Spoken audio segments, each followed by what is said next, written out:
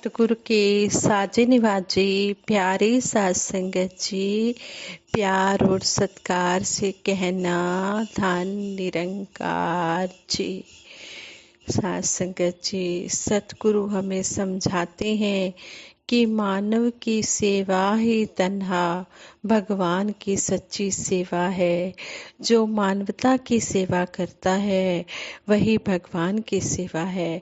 जिसने मानवता को खुश कर लिया उसने समझो भगवान को खुश कर लिया। ऐसे ही एक स्टोरी दासी आप जी के चरणों में शेयर करने जा रही है, आप जी परवान करें। साध संगत जी कहते हैं, एक सज्जन रेलवे स्टेशन पर बैठे अपनी गाड़ी की इंतजार कर रहे थे।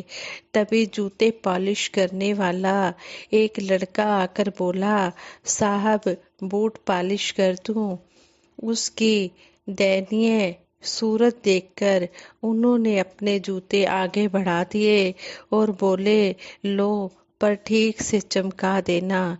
लड़के ने काम तो शुरू किया परंतु दूसरे पॉलिश वालों की तरह उसमें स्फूर्ति और तेजी नहीं थी। वह सज्जन बोले, कैसे ढीले ढीले काम करते हो, जल्दी जल्दी हाथ चलाओ। वह लड़का चुप रहा और अपना काम करता रहा। इतने में दूसरा पॉलिश करने वाला लड़का आया। उसने पहले लड़के को तुरंत अलग कर दिया और अपने आप जल्दी जल्दी उनके बूट पॉलिश करने में लग गया। पहले वाला एक और खड़ा हो गया। दूसरे लड़के ने जूते चमका कर दे दिए। अब पैसे किसे देने हैं, इस पर विचार करते हुए उस सज्जन ने जब अपनी पॉकेट में हाथ डाला तो उन्हें लगा कि अब इन दोनों में पैसों के लिए झगड़ा या मारपीट होगी। फिर उसने सोचा कि जिसने काम किया है उसे ही पैसे मिलने चाहिए, इसलिए उसने बाद में आने वाले लड़के को पैसे दे दिए। उस लड़के ने पैसे लेकर तुरंत पहले वाले लड़के के हाथ पर रख दिए और प्यार से उसकी पीठ थपथपाई और चल दिया। वह आदमी हैरानी से देखता रहा। उसने लड़के को तुरंत बुलाया और पूछा, यह क्या चक्कर है? लड़का बोला, साहब। उसने दूसरे लड़के को तुरंत वापस बुलाया जिसने बूट पॉलिश किए थे, शूज पॉलिश किए थे, और उससे पूछा कि यह क्या बात है। तो वह दूसरा लड़का बोला, साहब यह 3 महीने पहले चलती ट्रेन से गिर गया था। हाथ पैर में बहुत चोटें आई थी। ईश्वर की कृपा से बेचारा बच गया, नहीं तो इसकी बुजुर्ग माँ और बहनों का क्या होता। यह बहुत स्वाभिमानी भी है, इसलिए भीख नहीं मांगता और मेहनत करके कमाई करता है। फिर थोड़ा रुक कर वह लड़का बोला, साहब यहाँ जूते पॉलिश करने वालों का हमारा ग्रुप है और उसमें एक देवता जैसे हम सबके प्यारे चाचा जी हैं, जिन्हें सब सत्संगी चाचा जी कहकर बुलाते हैं। वे सत्संग में जाते हैं और हमें भी सत्संग की बातें बताते रहते हैं। उन्होंने ही यह सुझाव रखा कि साथियों, अब यह पहले की तरह स्फूर्ति से काम नहीं कर सकता तो क्या हुआ।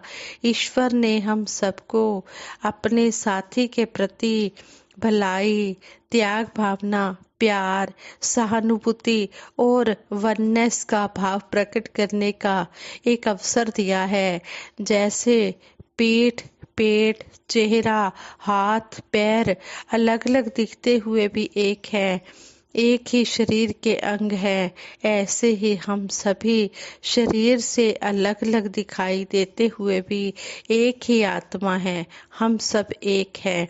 उसने आगे बताया, स्टेशन पर रहने वाले हम सभी साथियों ने मिलकर निश्चित किया है कि हम अपनी एक जोड़ी जूते पॉलिश करने की आय डेली इसे दिया करेंगे और जरूरत पड़ने पर इसके काम में सहायता भी करेंगे। जूते पॉलिश करने वालों के ग्रुप में आपसी प्यार, सहयोग, एकता और मानवता की ऐसी ऊंचाई देखकर वह सज्जन हैरान रह गए और खुशी से उस लड़के की पीठ थपथपाई और सोचने लगे, शायद अभी इंसानियत जिंदा है, अभी तक इंसानियत जिंदा है। इसी तरह आपने हमारे निरंकारी मिशन में भी देखा है कि युग प्रवर्तक बाबा गुरबचन सिंह जी महाराज ने मानव एकता पर हमें सिखाया कि हम सभी ने मिलजुल कर रहना है। एकता में बहुत शक्ति होती है, अनेकता में एकता की जरूरत है।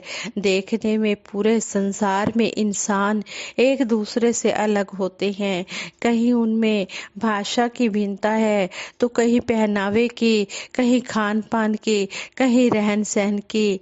यह भिन्नता जरूरी भी है क्योंकि हम जानते हैं कि इस धरती पर अलग अलग मौसम है, अलग अलग जलवायु है, उसके आधार पर इंसान का विकास हुआ है।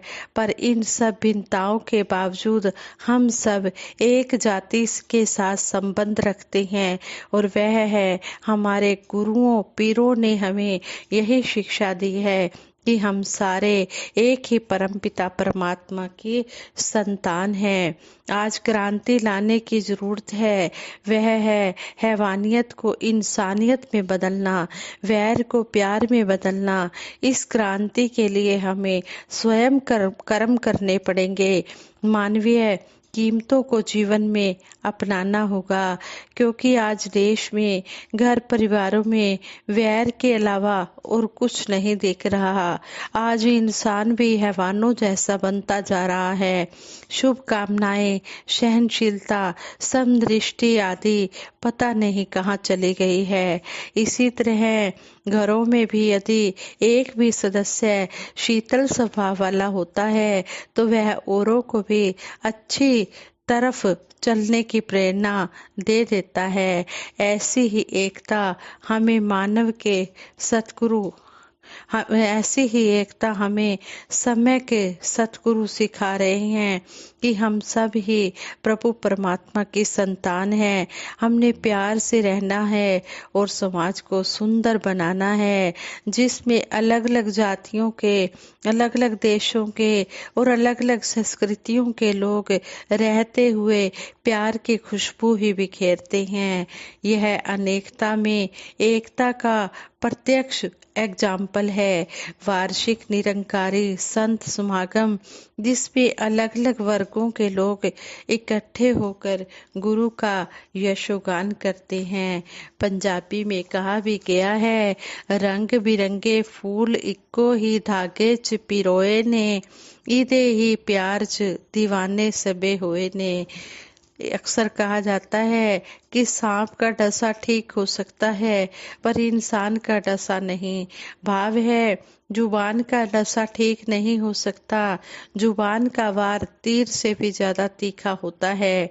बोल कबोल के साथ कभी एकता नहीं लाई जा सकती।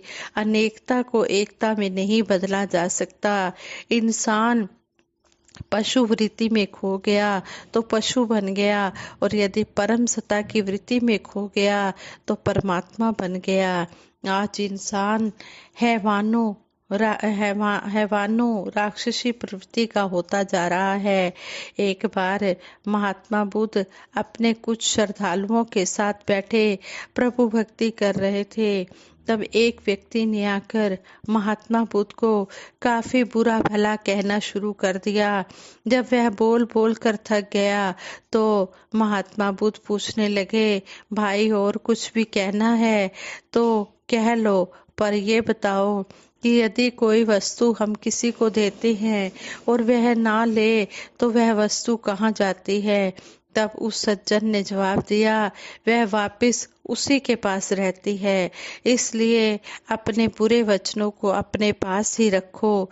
मैं इसे स्वीकार नहीं करता, इसकी मुझे ज़रूरत नहीं है। मुझे तो ऐसे वचन चाहिए जो अनेकों को इकट्ठा करके एक लड़ी में बांधने वाले हों।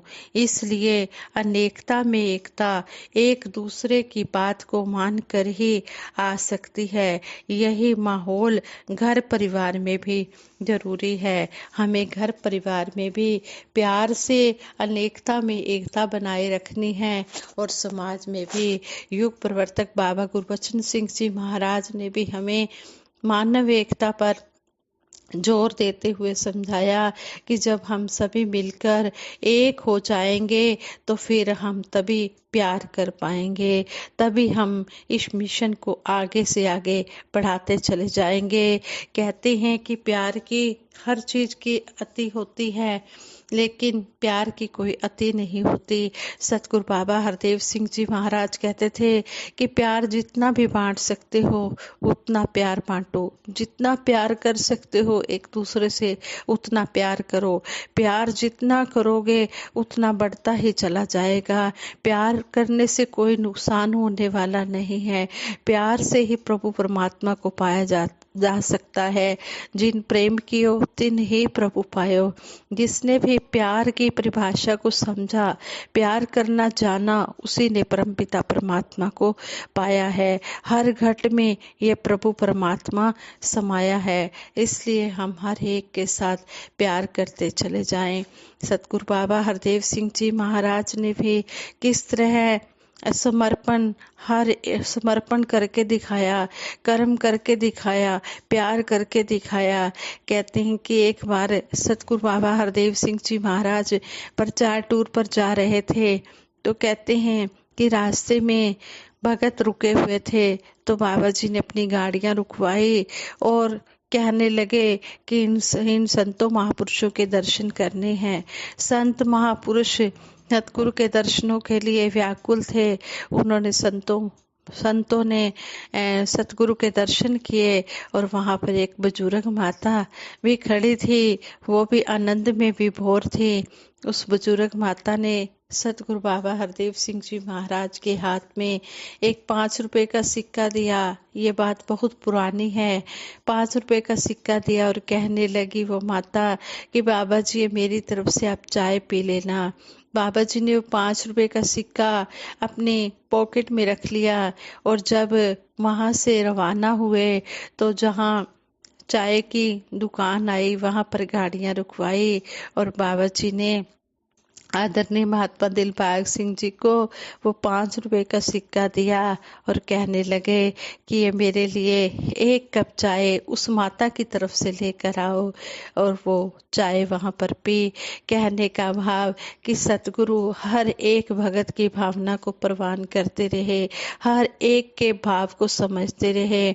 जो भी सतगुरु के पास जिस भी भाव से आया, सतगुरु अंतर्यामी होते हैं, घट घटवासी होते हैं, लेकिन फिर भी वो जिस भी भावना से भगत आया उसकी भावना को स्वीकार किया। ऐसे थे हमारे जन जन के हृदय सम्राट सतगुरु बाबा हरदेव सिंह जी महाराज, जिन्होंने भी हमें प्यार के ऊपर सिखाया कि प्यार करने से परमात्मा को पाया जा सकता है। जो शुद्ध निरोल अंदर बाहर से पाक साफ हो जाते हैं वो प्रभु परमात्मा को पा जाते हैं। आज सतगुरु माता सुदीक्षा जी महाराज भी हमें हर पल यही सिखा रहे हैं कि हमने प्यार ही प्यार करते चले जाना है। साथ संगत जी, दासी से विचार करते हुए गलतियां तो बहुत हुई होंगी, उन गलतियों के लिए आप जी क्षमा कर देना।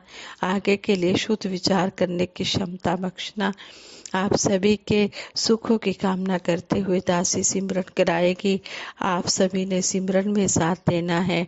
तू ही निरंकार मैं तेरी शरण हाँ मैनू बख्श लो। तू ही निरंकार मैं तेरी शरण हाँ मैनू बख्श लो। तू ही निरंकार मैं तेरी शरण हाँ, मैनू बख्श लो। बोलिए सतगुरु माता सुदीक्षा सविंदर हरदेव जी महाराज की जय। निरंकारी राज माता गुरु वचन अवतार की जय। सात संगत जी प्रेम से कहना धन निरंकार जी।